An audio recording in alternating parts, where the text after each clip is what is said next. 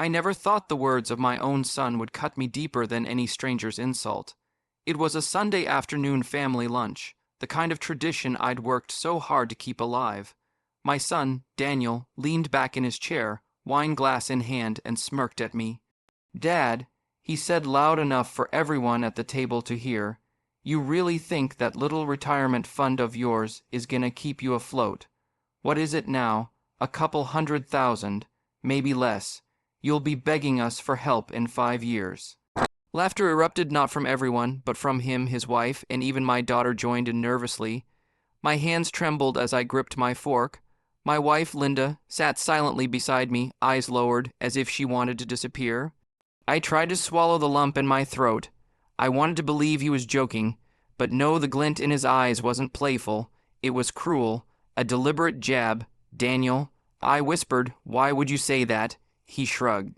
"Come on, Dad, don't be so sensitive. We're just being realistic. You don't have the kind of money people retire on these days. I mean, what's your big plan? Sell the old house that barely covers anything. The old house. My home, the place I built with my own 2 hands, brick by brick, 35 years ago. That was the moment I realized my children didn't see me as a father anymore. They saw me as a burden, a man with fading strength and a dwindling bank account. But here's what they didn't know. For years, I had kept something hidden. Not because I wanted to trick them, but because I wanted to see their hearts who they really were when they thought I had nothing left to give. And in that moment when my son mocked me in front of everyone, I knew exactly what I had to do. What he didn't know was that I wasn't just sitting on a little retirement fund. No, I had something much bigger. Something that would turn their laughter into silence. Something that would make them realize money isn't everything respect is. And soon, very soon, they would see it. When I walked out of that dining room that Sunday afternoon, I wasn't just leaving the table.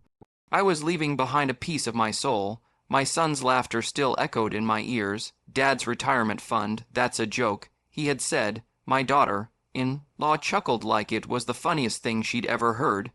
Even my daughter, Emily, smirked nervously, caught between loyalty and embarrassment. I had sat there, humiliated, pretending to chew my food while every word pierced me like a knife. My wife, Linda, placed her hand over mine, trying to steady me, but I pulled away. I didn't want comfort in that moment. I wanted respect. For years, I'd done everything for them. I built that house brick by brick. I worked 2 jobs when Daniel was in college, just so he wouldn't have to worry about tuition. I even sold my mother's jewelry to help Emily with her first apartment, and this is what I got in return: ridicule. When Daniel leaned in and said, "Don't worry, Dad, maybe we'll let you stay in the guest house when you're broke," the table roared with laughter again. Everyone except Linda. She looked like she wanted to vanish. I pushed my chair back slowly, stood up without a word, and walked out. The clinking of glasses and chatter faded behind me. I went into the garden where the old oak tree stood tall, the same one I planted when Daniel was born. I leaned against it and let out a long, shaky breath. That was when something inside me shifted. For years, I'd tolerated the little jabs, the hints that I was out of touch, the dismissive sighs when I gave advice. But this was different. This was mockery. They thought I was weak. They thought I had nothing. But they were wrong. As I stood under that oak tree, I made myself a silent promise. I wouldn't argue. I wouldn't shout. I wouldn't beg for their respect. Instead, I would let my actions speak, and little did they know, I had a plan. You see, my family wasn't always like this. There was a time when Daniel looked at me like I was his hero. He'd run into my arms after school, excited to show me his grades. Emily would sit by my workbench, watching me repair old radios, fascinated by the sparks and wires. But as they grew older, something changed. Daniel married young. His wife, Melissa, was ambitious, too ambitious. She wasn't cruel at first, but I noticed how she'd sneer at my old car, how she'd make comments about real wealth and modern living. Over time, Daniel picked up her tone. He started looking down on the simple life Linda and I had built. Emily, my sweet daughter, wasn't malicious, but she was easily influenced. She wanted to fit in, to seem sophisticated, and Melissa knew how to pull those strings. Suddenly, my children weren't asking me for advice anymore. They were telling me how outdated I was, how I needed to get with the times. I became the old man in the corner of his own house, and yet I kept giving. I helped Daniel with the down payment on his first home. I helped Emily start her business. I thought generosity would bring closeness. Instead, it bred entitlement. One evening, I overheard Melissa whispering to Daniel in the kitchen, "Your dad's house, it's big enough for us. Don't you think it's wasted space for just him and Linda?" Daniel laughed. "He'll give it up eventually. He doesn't need it forever." My stomach dropped. They weren't just thinking about my future, they were planning it. A week later, Emily came to visit. She sat across from me at the kitchen table, her hands folded neatly, her voice unusually firm. "Dad," she began, "don't you think it's time you and Mom considered downsizing?" "Downsizing?" I raised an eyebrow. "Yeah, the house is too big for you. You could sell it, move somewhere smaller, use the money for, retirement." Her words stung, not because of what she said, but how she said it, like she was talking to a child who didn't understand the world. "Emily," I said slowly, "this house isn't just walls and bricks. It's our home. It's where you grew up." She sighed. "I know, Dad, but think practical. Houses this size are, well, better used by families. You and Mom don't need all this space." And just like that, my daughter had echoed Melissa's words. 2 days later, Daniel called me. He wasn't as gentle. "Dad, look, it's time to be realistic. You and Mom moving into a retirement place isn't the worst idea. You'll have people to take care of you. Less responsibility. We can even help manage your finances. Just sign over the paperwork. It'll make things smoother for taxes anyway." His tone was businesslike, cold, as though he were negotiating with a client, not speaking to his father. I sat there listening, heart heavy, but my voice calm. "I'll think about it," I said. He chuckled. "Don't think too long, Dad. These opportunities don't wait." When I hung up, I didn't feel like a father anymore. I felt like prey being circled by vultures, but I wasn't as weak as they thought. That night, I opened my desk drawer, pulled out an old number I hadn't dialed in years, and pressed it into the phone. "Hello?" A deep voice answered, "It's me." I said, "I need your help." The very next weekend, Daniel and Melissa showed up unannounced. They never did that unless they wanted something. Melissa came in carrying a folder, her smile tight and rehearsed. "Hi, Dad." "Hi, Mom," she said sweetly, kissing Linda on the cheek. Daniel followed, looking restless, like a man ready to pitch a deal. We sat in the living room. Melissa crossed her legs, opened the folder, and slid some papers across the coffee table. "These," she began, "are just some forms that'll help with tax benefits. Nothing complicated. If you and Mom sign, we can save thousands in property tax, and it'll make estate planning much smoother later." I picked up the papers. My hands were steady, though inside my blood boiled. I wasn't a fool. I recognized the legal jargon. It wasn't about taxes. It was about ownership. They wanted me to sign over the house. "Melissa," I said quietly, "why are you bringing me these?" She laughed lightly, like she was brushing off my suspicion. "Oh, come on, Dad. It's just paperwork. Everyone does this." Daniel leaned forward. "Dad, you don't understand. This will protect you. You'll still be able to live here, but technically, the property will be under my name. It's safer that way." Linda shifted uncomfortably beside me, her face pale. I set the papers down and leaned back. "No." Daniel blinked. "No. That's my answer. No." Melissa's smile faltered. Daniel frowned. "Dad, don't be stubborn. We're trying to help." "Help?" I snapped, my voice sharper than I intended. "Help yourselves, you mean." For a moment, the room went silent. Then Daniel stood, his face hard. "Fine, don't sign, but don't come crying to me when you've made a mess of your finances." They stormed out, leaving the folder on the table. As soon as the door closed, I picked up my phone and called my lawyer friend Richard. When I told him what happened, his tone was grave. "Don't sign anything," he said firmly. "They're not thinking about your welfare. They're planning something bigger." Not long after, Emily's engagement was announced. She was marrying a man named Thomas, a decent fellow, though a bit naive. We were invited to a grand dinner with his family. On the morning of the event, Emily pulled me aside. "Dad," she said softly, "please, don't wear your old suits tonight." I looked at her, confused. What's wrong with my suits? She hesitated, then sighed. They're outdated. I don't want Thomas's family to think we're, old-fashioned. Just try not to embarrass me, okay? Her words pierced deeper than she realized. I nodded, forcing a smile. Of course, sweetheart. That evening, I wore my best suit anyway. Linda insisted I looked sharp, but I caught the flicker of disappointment in Emily's eyes when she saw me. During dinner, I overheard something that made my heart sink. Emily was speaking to Thomas quietly, but I was close enough to catch the words. "Once Dad's inheritance comes through, we'll have plenty for a bigger place. Don't worry." Thomas smiled, reassured. Emily didn't notice I was standing just a few feet away, frozen. Inheritance. She wasn't even married yet, and she was already counting on my money as her own.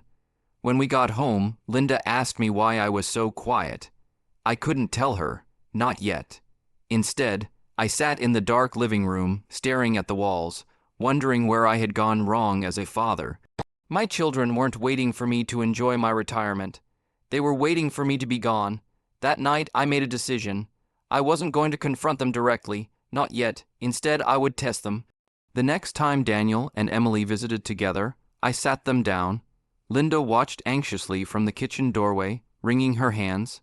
I put on a weary smile and sighed heavily. "Kids," I began, "I need to be honest, my retirement fund, it's not what I hoped. Between bills and expenses, there isn't much left."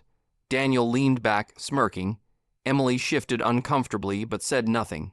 "I just don't want to be a burden," I added, lowering my eyes like a defeated man. "I may have to sell the house sooner than expected." Daniel didn't hesitate. "That's probably for the best. A smaller place would suit you and Mom better anyway. And if you sell, you can finally put that money to good use instead of letting it rot in an old building." Emily cleared her throat. "Dad, maybe it's better this way. You won't have to worry about so many responsibilities." I nodded slowly, pretending to accept their words, but inside my heart was breaking. There was no concern for me. No reassurance, only relief that they might soon have access to what they wanted. Linda's eyes filled with tears as she turned away, unable to watch. I ended the conversation by patting Daniel's shoulder. "Thank you, son, I'll think about it." As they left, I stood by the window watching them walk to their cars, chatting and smiling as if they had won something, but they hadn't won. They had just failed my test. The tension didn't take long to boil over. One evening, Daniel came over after work. He didn't bother knocking, he just barged in like he owned the place. Melissa trailed behind him, her arms crossed, her eyes scanning the living room like she was already redecorating it in her mind. "Dad," Daniel started, "we need to talk." I set down my book and looked at him calmly. "About what?" He gestured around, "About this house, about the future. You're dragging your feet, and it's not fair to us. You can't just cling to this place forever. You and Mom can't handle it anymore." Linda walked in from the kitchen, wiping her hands nervously on her apron. "Daniel, please."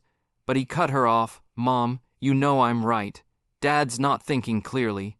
This house is a waste. He should be in a retirement facility where he's looked after. It's better for everyone." I stood slowly, my voice steady but sharp. "Daniel, this is my house. I built it. I raised you here. Don't you dare talk about it like it's a burden." He stepped closer, his jaw tight, eyes flashing with frustration. "You don't belong here anymore, Dad. You're just holding on to something that isn't yours to keep." The words hit me like a hammer. "Not mine to keep." Linda gasped, tears filling her eyes. "Daniel, stop." But he didn't. His voice rose, his finger stabbing the air at me. "Your old dad, weak. You don't get it, times have changed. This place should belong to people who can actually use it. You and Mom are in the way." My heart pounded, but I didn't let him see the pain. Instead, I smiled a small, cold smile. "Is that so?" I asked quietly. He blinked, taken aback by my calmness. "What's that supposed to mean?" I didn't answer. I simply turned and walked out of the room, leaving him standing there, fuming. Inside, I was breaking apart, But at the same time, something stronger than anger was building in me. They thought I was cornered. They thought I was powerless. They were wrong. The very next day, I called Daniel and Emily to the house. Linda begged me not to. She feared more confrontation, but I told her it had to be done. When they arrived, Melissa came too, her eyes already scanning for an argument. We sat in the dining room, the same table where Daniel had mocked me weeks earlier. I placed a folder on the table. "I want to show you something," I said, my tone measured. Daniel smirked. Another lecture.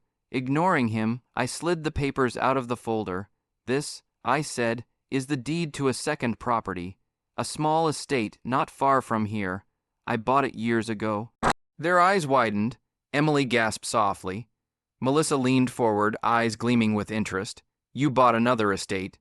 Daniel asked, disbelief in his voice. "Yes." I replied, "And unlike this house, it's fully in my name. Paid for in cash. No loans, no debts." Melissa's smile returned. "That's impressive and very smart, Dad. You should consider putting that in Daniel's name too, for efficiency." I chuckled darkly. "Efficiency? No. This property is mine, and it will stay mine until the day I choose otherwise." Daniel's face twisted with frustration. "So what? You're just going to keep it hidden from us? That's not fair. We're family. We should know these things. Family." I repeated softly. "Family means trust, respect. Do you think you've shown me either of those lately?" Silence fell over the table. Emily looked down ashamed. Melissa tapped her nails on the wood, impatient. Daniel leaned forward, his voice sharp. "Fine, keep your secrets, but don't expect us to wait around forever. You can't play these games with us." I locked eyes with him. "Games, Daniel. This is not a game, and you have no idea what else I've kept from you." The atmosphere in the house grew heavy over the next few days. Daniel and Melissa kept pressing me. Emily grew distant, and Linda was caught in the middle, torn between her children and her husband. One evening, as the tension threatened to explode again, the doorbell rang. I opened the door to find Richard, my old lawyer friend, standing there with a leather briefcase. His face was serious. "Evening," he said. "I think it's time we talked." We gathered in the living room, Linda, the kids, Melissa, and me. Richard opened his briefcase and pulled out a sealed envelope. "What's that?" Daniel asked suspiciously. Richard glanced at me, then back at them. "A letter. One your father asked me to keep safe years ago. Instructions, financial records, proof." Emily frowned. "Proof of what?" Richard tore open the envelope and unfolded the papers inside. The sound of the crinkling paper seemed to echo through the room. "Proof," he said slowly, "that your father has far more than you think." Daniel laughed, but it was forced. "What is this, some kind of stunt?" Richard ignored him and began reading aloud. His deep voice carried through the room, every word hitting like a hammer. The letter revealed things my children never imagined. Years ago, after selling off part of my company shares, I hadn't squandered the money or locked it away in some meager fund. No, I had invested it quietly, carefully, and far beyond their sight. Daniel's smirk faded. Melissa's eyes widened. Emily covered her mouth. "According to these documents," Richard continued, "the overseas investments alone are worth millions today." The room went dead silent. Melissa whispered, "Millions." Daniel's face turned pale. That's not possible." But it was, and this was just the beginning. Richard's words hung heavy in the air.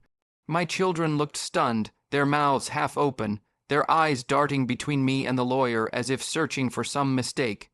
Melissa finally broke the silence. "Wait, millions as in plural." Richard nodded. "Yes, your father invested wisely years ago. Several overseas real estate properties, stocks, bonds. It was all legally secured under his name only, and as of last quarter." He glanced at the paper, then back at us. "The total valuation is over $7 million. Emily gasped. "7 million. Daniel stood abruptly, his face red. "That can't be right. Dad barely talked about investments. He never even seemed interested in money." I smiled faintly.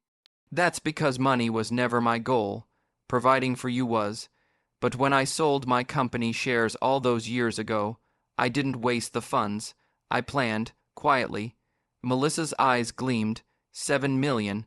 "Daniel, do you know what that means? We could—" I cut her off, my tone sharp. Melissa, it means nothing to you, or to Daniel, or even to Emily not right now. That money is mine and your mother's. Daniel's voice rose, anger dripping through each word. You hid this from us, all this time. You let us think you were barely scraping by, while you were sitting on a fortune. I leaned back in my chair, folding my arms. Yes, I wanted to see how you treated me when you thought I had nothing, and now I know. Emily's eyes filled with tears. Melissa clenched her jaw. Daniel's fists balled at his sides. Unbelievable. He muttered, absolutely unbelievable. Richard cleared his throat. There's more. Your father asked me to draw up arrangements, new deeds, new protections. From this point forward, nothing, I repeat, nothing can be touched without his direct consent. The rage on Daniel's face was unmistakable. He realized then that all his schemes, all his whispered plans about the house, had collapsed. But this was only the beginning. A week later, I packed a small suitcase. Linda looked at me, startled. Where are we going? I smiled. Somewhere new. I didn't tell the children. I didn't tell Melissa. I didn't tell anyone except Richard. He arranged the paperwork quietly, discreetly. We boarded a flight overseas. It had been years since Linda and I traveled together, and for the first time in months, I saw her smile return. When we arrived, a car was waiting. It drove us through winding roads until we reached a gated property, and there it was, a sprawling villa perched on a hillside, overlooking the ocean, $7 million. Paid in cash, mine. Linda's hands flew to her mouth as she stepped onto the terrace. It's beautiful, she whispered. Tears glistened in her eyes. I put my arm around her shoulders. This is our new start. For the next few days, we explored the villa. High ceilings, marble floors, a pool that seemed to blend into the horizon. Every room echoed with the sound of freedom, freedom from manipulation, from mockery, from greed. And all the while, my phone buzzed with calls. Daniel, Emily, even Melissa. I didn't answer. On the third night, I finally picked up. Daniel's voice exploded through the speaker. Dad, where the hell are you? You disappear, and now we hear rumors that you bought some villa. Is this true? I chuckled softly. It's true, son. I bought a villa in cash, $7 million. The line went silent for a beat. Then Daniel growled, That's insane. Why didn't you tell us? You can't just waste money like that. Waste. I repeated calmly. On my wife, on myself, after a lifetime of giving everything to you. No, Daniel, this is not waste. This is reward. He sputtered, furious, but I hung up before he could continue. For the first time in years, I felt completely in control. Back at the villa, Richard joined us. He sat at the long oak desk in the study, drawing up new documents. This will, he explained, will replace all previous ones. It will ensure your wishes are protected, no matter what your children attempt. I nodded firmly. Do it. We spent hours crafting it. In the end, I left modest trust funds for Daniel and Emily, just enough so they couldn't claim. I'd abandoned them entirely. But the bulk of my estate, the villa, the overseas investments, the cash reserves, all of it was directed elsewhere. To charity, to causes I cared about, to people who had shown kindness without expecting anything in return. When Richard slid the final draft across the desk, I signed it without hesitation. Linda looked at me nervously. Are you sure about this? I squeezed her hand. I've never been more sure. They need to learn. Respect is worth more than money, and they've given me none.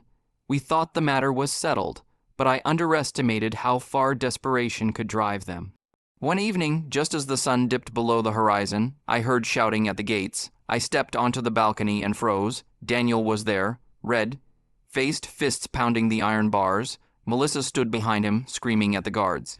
Emily lingered a few steps back, her face pale and tear-streaked. Dad, Daniel bellowed, Open this gate, we need to talk now.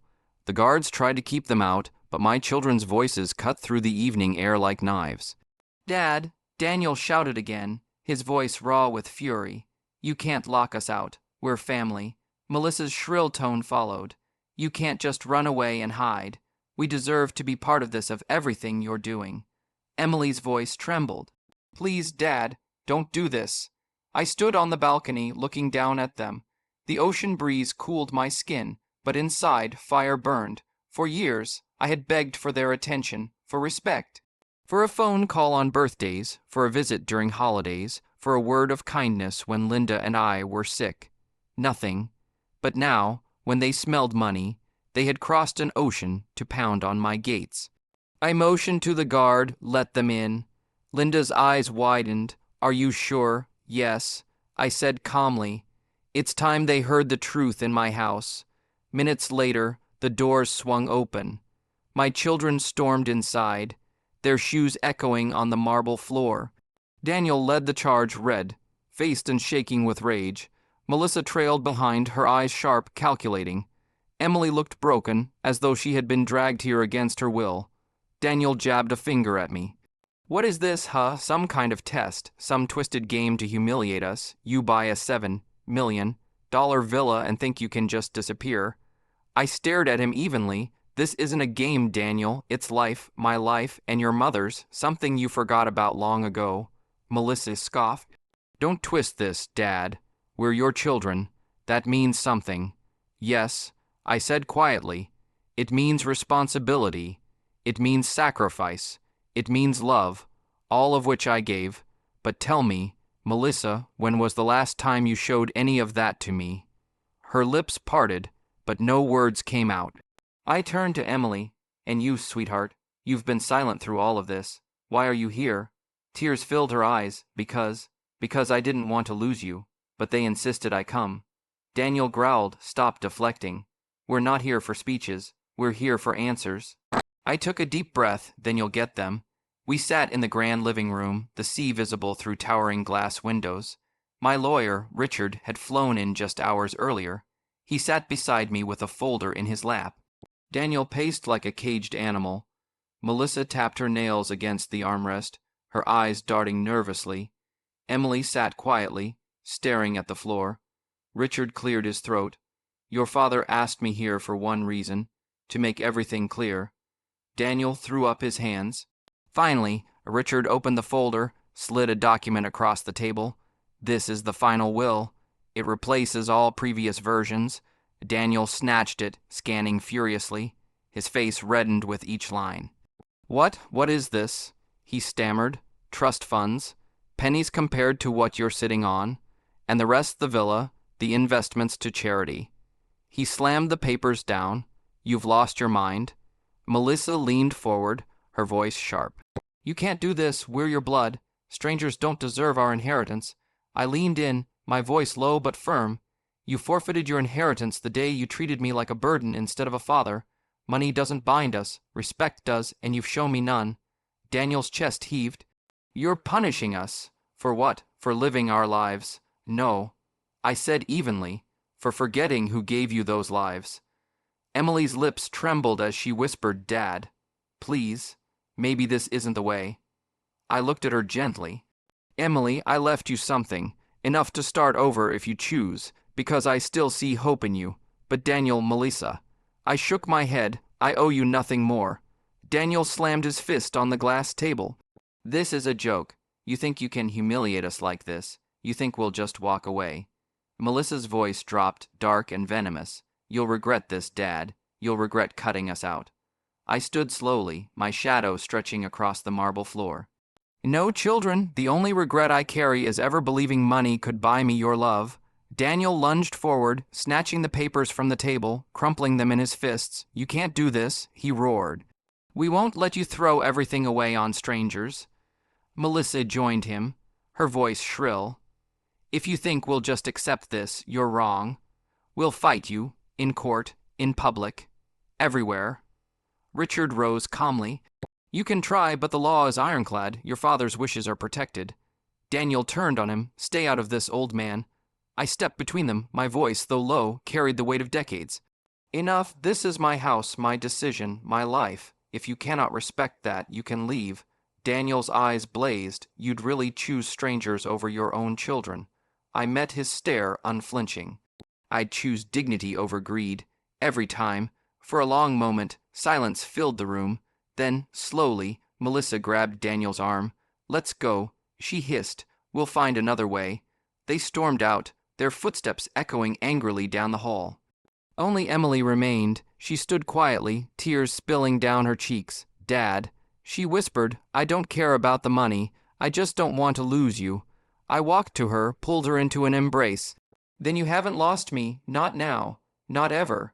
Her sobs shook against my chest, but in that moment, I felt something I hadn't in years: hope. When she finally left, the villa grew quiet again. The waves crashed softly against the cliffs below. Linda slipped her hand into mine. "You did the right thing," she whispered. I nodded slowly. "Yes, I did. Maybe one day they'll understand, but even if they don't, I found peace." I turned toward the horizon, the sun dipping low over the sea. For the first time in decades, I felt free to live, free to love, free to spend my final years with dignity. And that, I realized, was the true inheritance I wanted to leave behind.